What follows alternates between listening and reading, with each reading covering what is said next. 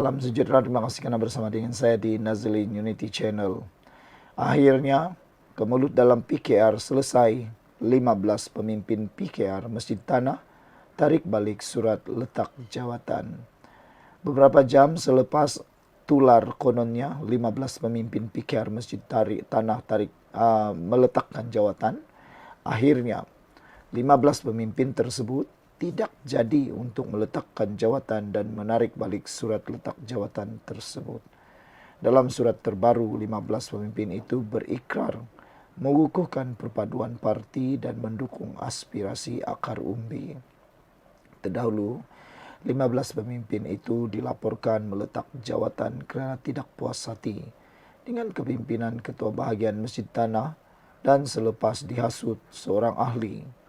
Semua 15 pemimpin PKR bahagian Masjid Tanah yang meletak jawatan semalam menarik balik keputusan itu dan berikrar akan terus berkhidmat kepada parti. Menurut surat ditandatangani Timbalan Ketua PKR bahagian Masjid Tanah, Sunar Misran, yang mendakwa mewakili 14 individu lain, pemegang jawatan itu secara kolektif memutuskan untuk menarik balik peletakan jawatan mereka. Surat bertarik hari ini yang ditujukan kepada Setiausaha Agung PKR Fuzia Saleh menyatakan keputusan menarik balik peletakan jawatan itu dibuat selepas rundingan dengan pelbagai pihak berkepentingan dan menilai semula keadaan di bahagian. Sebelum kita teruskan ulasan kali ini, jangan lupa siapa yang ada masalah gout, kencing manis dan tinggi darah, sila tekan butang produk yang ada dalam konten ini supaya Anda juga menikmati betapa hebatnya produk yang murah ini tetapi berkesan dan mujarab menyembuhkan Anda. Setelah mengambil kira pandangan pelbagai pihak, khususnya rakan-rakan seperjuangan, ahli akar umbi dan penilaian semula terhadap institusi semasa cabang dan perjuangan parti, saya mewakili semua pemimpin yang dipilih dalam pemilihan dengan ini membuat keputusan menarik balik semua peletakan jawatan tersebut dan meneruskan tanggungjawab saya dalam kapasiti sedia ada tulis sunar. Perkara itu turut disahkan Fuzia ketika dihubungi.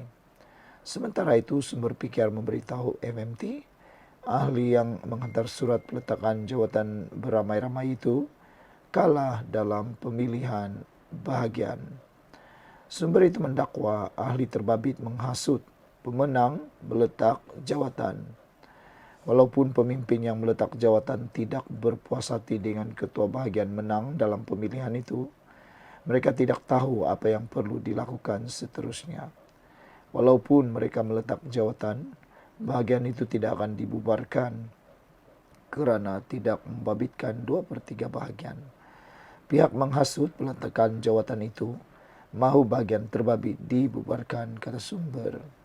Menurutnya, mereka yang meletak jawatan mempertimbangkan semula keputusan itu selepas keadaan sebenar dijelaskan kepada mereka.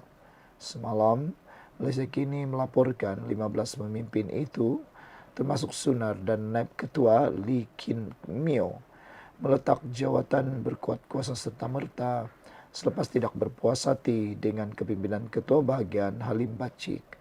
Sumber dari PKR Melaka memberitahu Malaysia Kini, kumpulan itu hilang kepercayaan terhadap Halim. Sumber ibu pejabat parti pula mengesahkan surat peletakan jawatan diterima sekitar 12.30 tengah hari. Bagaimanapun dalam surat terbaru, 15 pemimpin itu berikrar mengukuhkan perpaduan parti dan mendukung aspirasi akar umbi. Kami percaya masih banyak ruang dan usaha yang boleh saya sumbangkan untuk memperkukuh cabang serta mendukung aspirasi parti di peringkat akar umbi, katanya.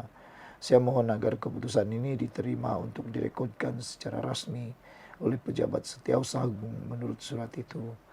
Sunar turut kesal atas sebarang kesulitan yang timbul susulan peletakan jawatan semalam dan berterima kasih kepada kepimpinan parti atas kepercayaan serta sokongan berterusan. Saudara, ini adalah berita terbaik yang menunjukkan parti dipimpin Anwar Ibrahim ini adalah parti yang terbaik. Sekian dulu untuk kali ini. Jangan lupa tinggalkan komen Anda. Salam sejahtera. Terima kasih karena bersama dengan saya di Nazilin Unity Channel. Akhirnya, Papa Gomo atau Wan Azri sekali lagi menerima tamparan padu maut daripada Ketua Polis Negara. Ramai yang mengenali Wan Azri ataupun Papa Gomo ini sebagai seorang blogger yang memang celupar dan sembarang saja. Ada yang menggelarkan beliau sebagai blogger tin kosong yang hanya meraih simpati, meraih perhatian dan sebenarnya tidak mempunyai apa-apa. Keberanian beliau hanyalah kerana menabur fitnah dan juga kerana simpati dan perhatian daripada netizen. Tapi yang hairannya ramai juga yang percaya dengan Wan Azri atau Papa Gomo ini. Tetapi tindak tanduknya kadang-kadang melampau dan boleh dianggap bodoh kerana suka-suka saja melanggar arahan, termasuklah arahan ataupun daripada mahkamah. Sehingga beberapa hari yang lepas beliau telah dengan sengaja didakwa oleh Ketua Polis Negara sebagai menghina permohonan maaf dengan sekadar mengejeknya. Ketua Polis Negara hari ini sekali lagi peroleh kebenaran mula prosiding komital ketiga terhadap Wan Azri. Rezarudin Husin berkata penulis blog itu beri gambaran seolah-olah berjaya perdayakan mahkamah menerusi permohonan maafnya pada 30 April. Mahkamah Tinggi Kuala Lumpur membenarkan permohonan Ketua Polis Negara Rezarudin Husin memulakan prosiding komital ketiga terhadap penulis blog Wan Muhammad Azri Wan Deris kerana melanggar syarat permohonan maaf diperintahkan mahkamah. Permohonan itu berhubung kes saman 3 juta ringgit difailkan Rezarudin selaku pelanatif terhadap defendant Wan Azri atas dakwaan memfitnah yang turut membabitkan Perdana Menteri Anwar Ibrahim. Pesuruhjaya Kehakiman Gan Teck Cheong membuat keputusan itu selepas mendengar hujah peguam Raam Kumar yang mewakili Rezarudin pada pendengaran permohonan ex parte sebelah pihak.